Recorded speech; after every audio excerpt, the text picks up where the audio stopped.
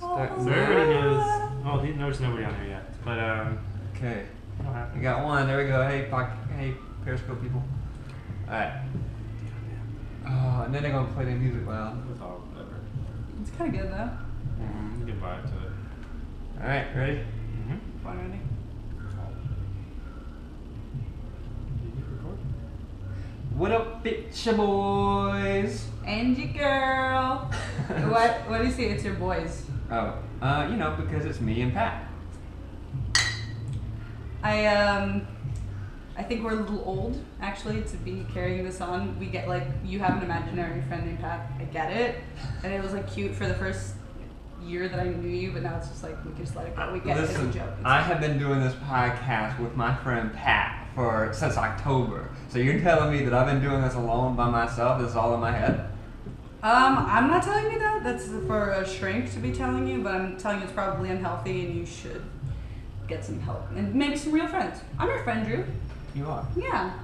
So this is going to be a very interesting episode. We got our first girl on. Woman. Sorry.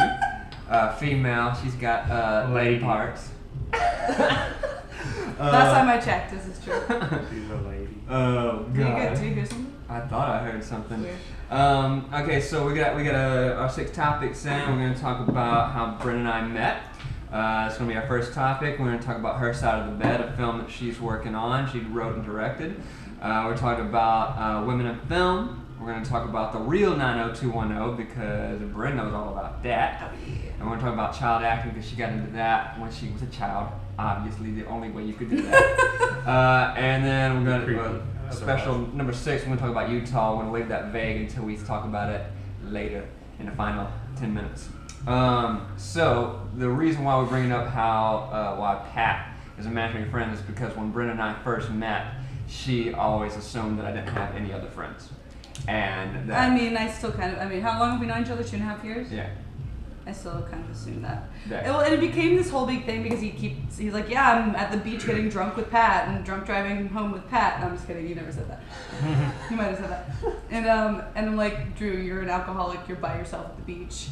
Yeah. Get some help. And he'd send me pictures of him and Pat, and it's just him with his arm around nothing, just like this, and he's drinking a tub of margaritas with Pat. I'm like, Drew, why? Yeah. So for the past 2 years, it's been a running joke that Pat is my imaginary friend. Mm-hmm. I know you're real now, Pat.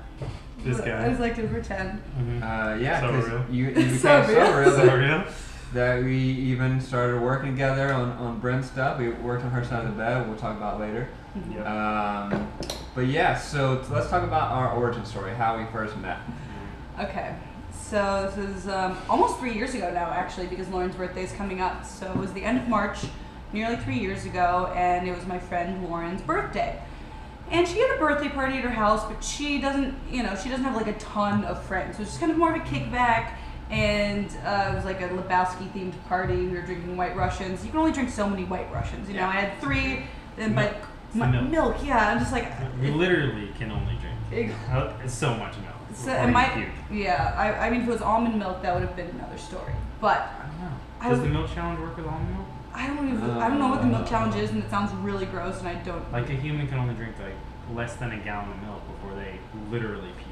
Oh yeah. Can I come back on to the podcast and can we do that challenge and just have Pat do it? Yeah, I totally want to. I was thinking about it. We need to try it. No, we don't. Yeah, I'll do it. I love milk. I don't want to hate hate milk, so I'll do it.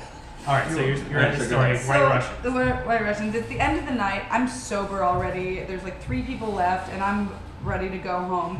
And she's like, "No, I want to go to the bar. I want to get one more drink." And I didn't feel like it.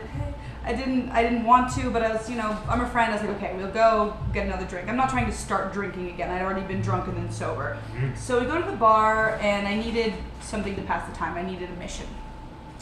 And so I said, Lauren, what would make you happy? You want some birthday dick? She nodded. Yes. I will get you some birthday dick. So I had a mission. I was excited. So we're there. We go to the Surly Goat, which is a bar in West Hollywood.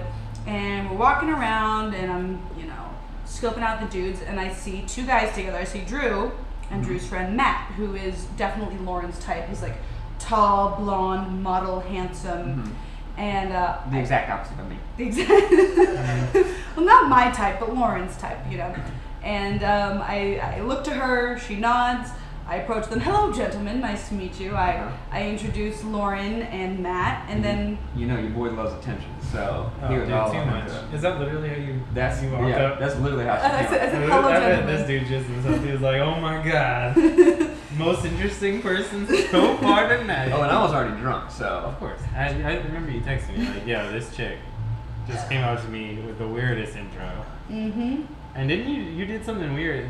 Something weird happened. well. That you told me. Well, Drew and Well, that's I, the story. you and I were both the grenades, I guess, right? We were just like, Yeah. So Sure.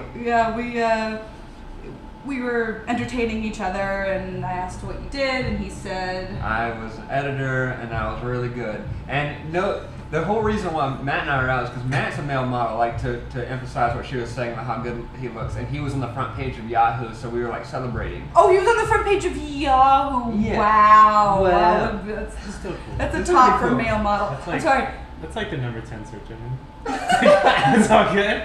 I like just to give you guys an idea. I know that I'm the first woman on, Oh yeah. on your podcast, and let me just say that not all women like dudes who look like that. Yeah. I personally am not attracted to dudes who are just like too chiseled and good looking. It's not my thing. I can appreciate that they're good looking. I can appreciate that it's like art Sure. and beautiful, but I don't want to fuck them. FYI. Makes sense. Good for you. Good Thank- thing. thanks- Pat. thanks Thanks, for- Pat. I'm just Thanks for telling our male audience, because you know we all about the men. It's a boy. So then we went back to Lauren's place, which was, you know, because how's she gonna get birthday sex at the bar? We had to go back to her place. Hell. We go back to her place. Oh, and Drew's like, I am an editor and I'm really good. And I said, oh, I'm starting to work on this film, Her Side of the Bed. This is 3 years ago. Yeah. And I said, oh, we need an editor. We should talk. So we exchanged cards. And although he didn't seem like super wasted, I could tell that he was drunk. So I wrote on the card, I said, dear sober Drew, call me. Yeah, call me when you Yeah. call me when you get this. We need to talk business, something like that. Yeah. And I saw it the next morning. Yeah, you called and told me like, hey, this chick gave me a card that Yeah. said call me. And this is the epitome of what you expect to happen when you first move to LA. It's like Oh, meeting yeah. somebody and working like at a bar and then getting to work with them and all that stuff. You haven't been there. Like, how long have you been in LA? Just for a little while. Yeah, maybe 3 months. That was your first year. It's maybe 3 months, I think. Yeah. And That so you that's- actually lived here. Yeah. You'd been here. I had just moved into that place in Hollywood, and I had gotten that play because Matt and I were in a play together. Yeah, and, I saw that play. It was something else. The one in. Yeah, You yeah. went there? I went to that play. Boy. Your boy? Mm-hmm. Okay, let's just talk about that play for 1 second. Drew Okay. was really good, Mm. and Matt was the main character, and he was. Is he gonna listen to this? Can I don't be know. honest? You can be honest. Fuck it, Matt. We're gonna put So- you on blast. Matt, I'm sorry. I'm sure you're a very nice guy. Well, he You was. just awe yourself? He was. No, I like. Oh, that's so nice. No, I judging said by that. the rest of the Lauren's birthday story, I don't know how much of a nice guy Oh, he no. is. But She knows the behind the scenes. So he was so bad that I thought it was a joke. Like, I thought it was meant to be, Yeah. like, you know what I mean? I kept saying, is he serious? He can't be serious. He's not serious. But he was serious. Yeah. And it was, Unfortunately. but Drew was great. Yeah, Drew was good. I didn't go. Me and the wife went to the play, and The fiance at that time. at that time, yeah, At the the time. fiance. Actually, Actually, not girlfriend. even fiance at the time. The goof. Mm. But yeah, she was like, "Yo, was this supposed to be a comedy?" Yeah. Legit. And I told Drew later on, and he was like, "Bro, Bro, no. nah, It, this does not be a comedy." That That theater was small as fuck too. It only fit Yeah, like 20 it- people. it was an interesting experience. No, But there's been way more than 20 people. There's like 100 50 people. No, that place is How many? smaller than this room. it's 50? Okay. 50 max. But yeah, so we met because of Her Side of the Bed, which is this film that you are writing, you wrote, you directed, you acted in, you starred in, and you produced. Yes, I co-wrote it with Chelsea Morgan, and everything else you said is true. Yeah, and we just wrapped. What was it? On Sunday. The other day. Sunday we wrapped finally after. Chelsea's the other lead. Right? Chelsea's the other lead. Yeah, she's actually She I'd say is. she's the lead. Yeah. It's more her story, but we both, we were both Yeah. the leads. I don't know. Who knows? We watched. It's about y'all. It's about Yeah, us all. So, Well, from the days I was on, it looked like you guys were the leads. yeah. Yeah. Yeah. So why don't you give us the elevator pitch? Mm-hmm. Okay. Gear it up. Throw it in there. I need 8 more beers for this. Okay. There's that many there's 6 on the table. All right, they're all mine. Her side of the bed. Think blue is the warmest color meets girls, and it's about a young woman named Rachel Nolan, recently dumped 20-something writer. Ooh, off to a good start. 20-something writer living in New York. She moves in with her best friend Nicole, who vows to get her over her heartbreak by any means possible. But then the two best friends share an intimate night, and their friendship is forever changed. Ooh, sounds good. Ooh la la. That's a good elevator. When are we looking for this to be done? I mean, I'm hoping we wanted it to be done by the end of March, but I don't know. I'm thinking more like May, right, Drew? I think that we can get our picture locked by that time. By March? Yeah. Ooh, I would love that. And then then there's sound mixing and color color sound. correction and Yeah. all that. Of course. And stuff. But it's cool because we've been working on it for 3 years ish, and we shoot till we ran out of money, and then raise more money, and then shoot till we ran out of money. And so we have about an hour, 10 minutes of the film already cut. Everything that we've already shot, Drew and I cut it together. Mm-hmm. And so we have it. We've been going piecing it together as we go along. So we don't have a ton to do, really. Yeah. And I think you can see the progress in the film. Like, it's so, like, with every time you get more money, you get more people involved, you get all this talent that you were able to meet throughout these years.